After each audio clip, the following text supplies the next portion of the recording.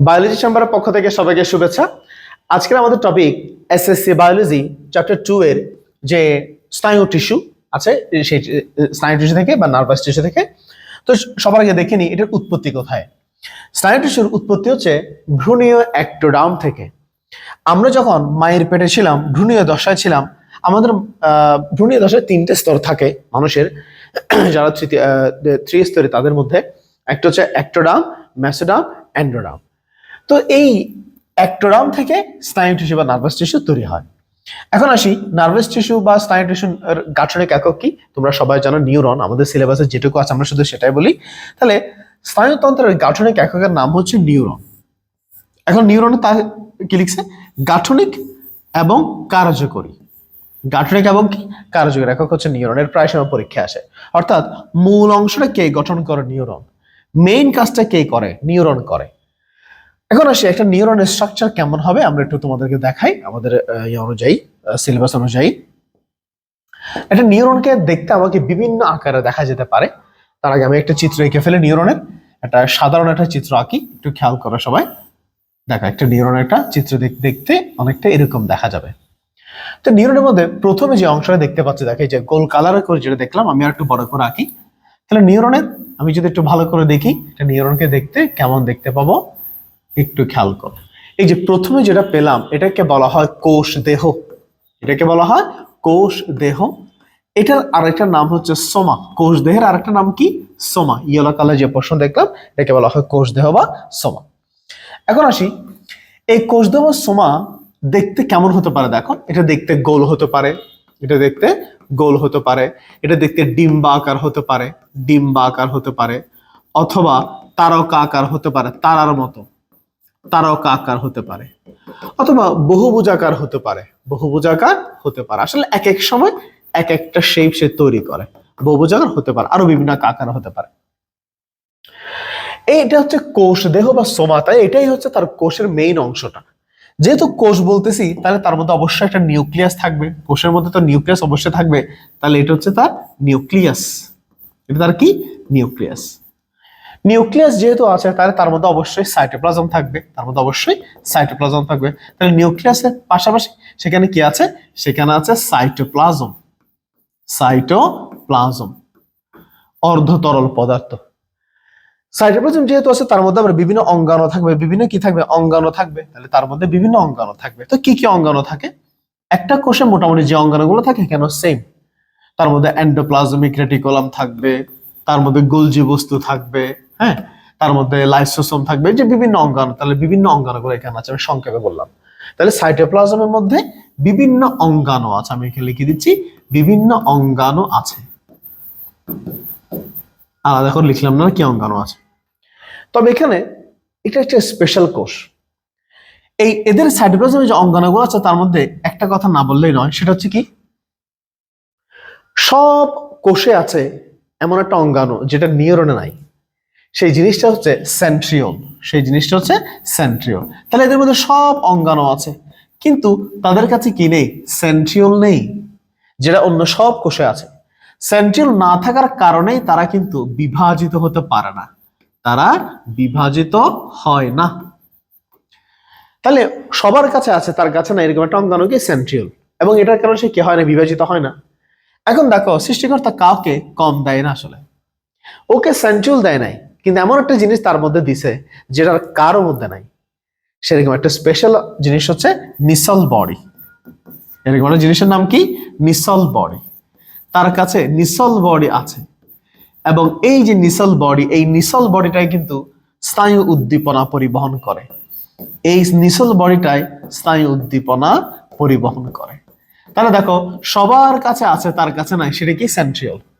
কারো কাছে নাই, শুধু তার কাছে আছে, তার নাম নিসল বডি। এটা কি পরিবহন করে, উদ্দীপনা পরিবহন করে। এবার আসি এই যে কোষ দেহ, যে কোষ দেহ নিয়ে যে বললাম, কোষ দেহ থেকে বিভিন্ন উপবৃদ্ধি সৃষ্টি হয়। কোষ দেহ থেকে বিভিন্ন উপবৃদ্ধি সৃষ্টি হয়। কোষ দেহ থেকে যে উপবৃদ্ধিগুলো সৃষ্টি হয়, কোষ দেহ থেকে যে উপবৃদ্ধিগুলো সৃষ্টি হয়, তাহলে আমি এখানে এক কথা লিখে দিচ্ছি, উপবৃদ্ধি। এই উপবৃদ্ধিগুলো দুই ধরনের হতে পারে। উপবৃদ্ধি কয় ধরনের হতে পারে, দুই ধরনের। কিছু কিছু উপবৃদ্ধি আছে, কিছু কিছু উপবৃদ্ধি আছে ছোট ছোট, এই যে ছোট শর্ট শর্ট শর্ট উপবৃদ্ধি, ছোট ছোট। ছোট ছোট যে উপবৃদ্ধিগুলো বের হয় এদেরকে বলা হয়, যে এখানে বলা হয় ডেনড্রন, এদেরকে বলা হয় ডেনড্রন। ছোট ছোট উপবৃদ্ধিগুলোকে বলা হয় ডেনড্রন। এই ডেনড্রন আবার কখনো কখনো শাখা তৈরি করে। ডেনড্রন, এই যে ডেনড্রন যেগুলো আছে, তাহলে এগুলো আমি দিচ্ছি ছোট ছোট যেগুলো, এগুলো হচ্ছে ডেনড্রন। ডেনড্রন কখনো কখনো দেখা যায় শাখা তৈরি করতে পারে। ডেনড্রন থেকে যদি আরো শাখা বের হয়, ডেনড্রন থেকে যদি আবারও শাখা বের হয়, তখন আর তাদেরকে ডেনড্রন না বলে এদেরকে বলা হয় ডেনড্রাইট। এদেরকে বলা হয় ডেনড্রাইট। তাহলে কোষ দেহ থেকে যদি ছোট শাখা বের হয় তাকে বলা হয় ডেনড্রন। ডেনড্রন যদি আরো শাখা যুক্ত হয় তাকে বলা হয় ডেনড্রাইট। এবার আসি, কোষ দেহ থেকে অনেক সময় দেখা যায় লম্বা একটা উপবৃদ্ধি বের হতে পারে। লম্বা লম্বা যে উপবৃদ্ধি বের হবে, যে লম্বা ব্লু কালার যে দেখতে পাচ্ছ, এটাকে বলা হয় এক্সন। এটাকেই বলা হয়, আমি এখানে দেখাচ্ছি, এটাকে বলা হয় এক্সন, লম্বা উপবৃদ্ধি। এখন কথা হচ্ছে, কোষ দেহের যেখান থেকে এক্সন সৃষ্টি হয়, কোষ দেহের যেখান থেকে এক্সন সৃষ্টি হয়, ওই জায়গাটাকে বলা হয়, ওই জায়গাটাকে বলা হয় এক্সন হিলক। এটাকে বলা হয় এক্সন হিলক। কোষ দেহের যেখান থেকে এক্সন সৃষ্টি হয় তাকে বলা হয় এক্সন হিলক। তাহলে এটা হচ্ছে এক্সন হিলক এই জায়গাটা, এবং যেখানে বেরোচ্ছে তার নাম কি? এটার নাম হচ্ছে এক্সন। তো মানব দেহে সবকিছু চারপাশে একটা আবরণ আছে। একইভাবে এক্সনের চারপাশে কিন্তু একটা আবরণ থাকবে। এই যে এক্সনের চারপাশে একটা আবরণ থাকবে, এক্সনের সাথে লাগানো, একদম হোয়াইট কালার দেখতে পাচ্ছি আমি, একদম এক্সনের সাথে লাগানো একটা আবরণ আছে। দেখো, এক্সনের সাথে লাগানো, এই যে এক্সনের সাথে লাগানো যে আবরণটা দেখা যাচ্ছে, এই আবরণটাকে বলা হয় এক্সোলেমা। এটাকে বলা হয় এক্সোলেমা। এক্সনের চারপাশে যে আবরণ তাকে বলা হয় এক্সোলেমা। লেমা মানে হচ্ছে আবরণ, লেমা মানে হচ্ছে আবরণ।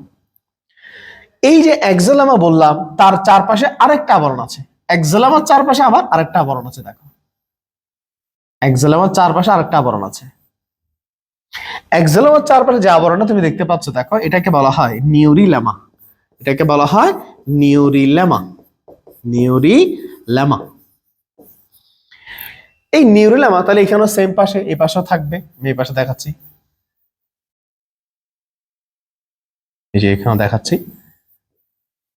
এখন আসি নিউরিলেমা আর এক্সোলেমা। এই যে রেড কালারটা হচ্ছে নিউরিলেমা, হোয়াইট কালারটা হচ্ছে এক্সোলেমা। এদের মাঝখানে একটা ফ্লুইড থাকে। মাঝখানে কি থাকে? একটা মাঝখানে একটা ফ্লুইড থাকে, ফ্লুইড, একটা ফ্লুইডের মতো একটা অর্ধতরল একটা জিনিস, একটা অর্ধতরল একটা জিনিস থাকে। এই যে এক্সোলেমা আর নিউরিলেমার মাঝখানে যে জিনিসটা আছে, এক্সোলেমা আর নিউরিলেমার মাঝখানে যে জিনিসটা আছে, আমি এটাকে এই পাশে মার্কিং করি। এটাকে বলা হয় মায়েলিন শীথ। এটাকে বলা হয় মায়েলিন শীথ। শীত মানে কি? শীত মানে হচ্ছে পর্দা, শীত মানে আবরণ, শীত মানে স্তর।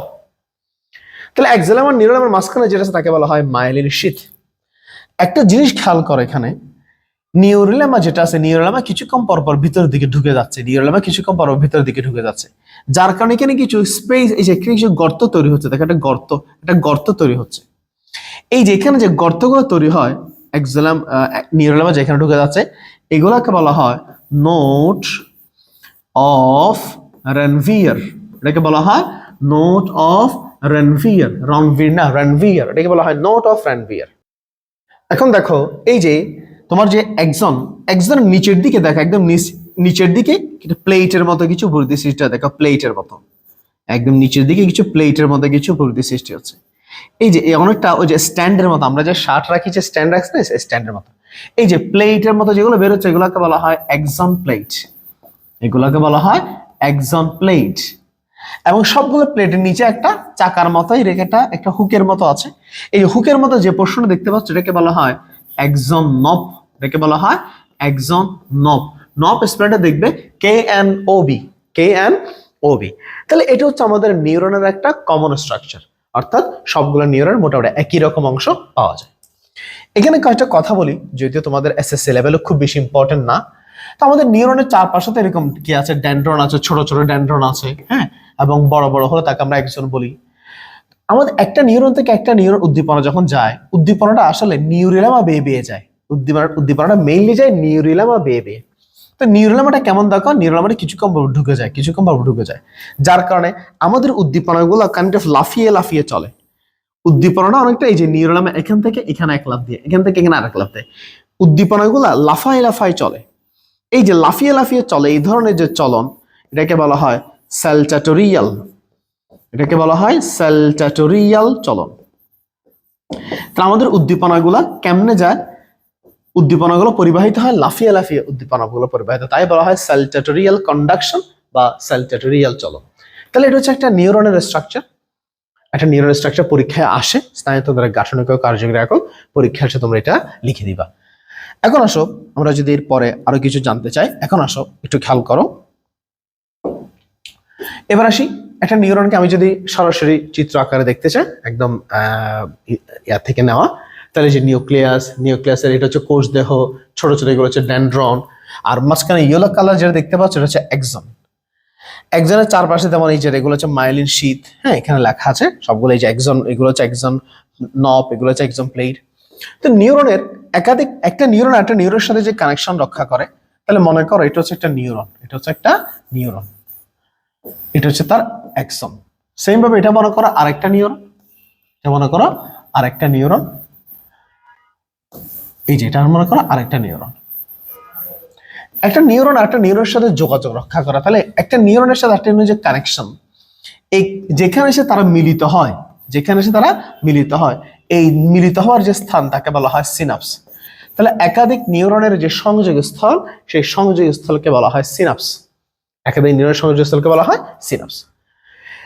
সিনাপসের মধ্যে একটু খেয়াল করো, সিনাপসের মধ্যে যে স্পেস দেখা যাচ্ছে, যে একটা স্পেস, তাহলে পুরো জিনিসটাকে বলা হয় সিনাপস। সিনাপসের মধ্যে যে স্পেসটা আছে, এই স্পেসটাকে বলা হয় সিনাপটিক, এই স্পেসটাকে বলা হয় সিনাপটিক ক্লেফট। এটাকে বলা হয় সিনাপটিক ক্লেফট। ক্লেফট মানে হচ্ছে ফাঁকা জায়গা, স্থান, স্পেস। এবং এই যে ফাঁকা জায়গা আসলে কখনোই ফাঁকা থাকে না, এখানে কিছু রাসায়নিক পদার্থ এখানে থাকে, কিছু রাসায়নিক পদার্থ থাকে যারা উদ্দীপনাকে পরিবহন করে। সিনাপটিক ক্লেফটের মধ্যে যে রাসায়নিক পদার্থগুলো পাওয়া যায়, এগুলোকে বলা হয় এদেরকে বলা হয় নিউরো ট্রান্সমিটার। এদেরকে বলা হয় নিউরো ট্রান্সমিটার। এই নিউরো ট্রান্সমিটার এরাই আসলে উদ্দীপনা কি করে? পরিবহন করে। এরাই আসলে উদ্দীপনা পরিবহন করে, নিউরো ট্রান্সমিটার এরাই উদ্দীপনাকে পরিবহন করে। ঠিক আছে? তাই আমাদের এসএসসি লেভেলে স্নায়ু নিয়ে এই কথাগুলো আলোচনা আছে, সবাই ভালো করে পড়বে। আজকে ক্লাস এতটুকু, ধন্যবাদ সবাইকে।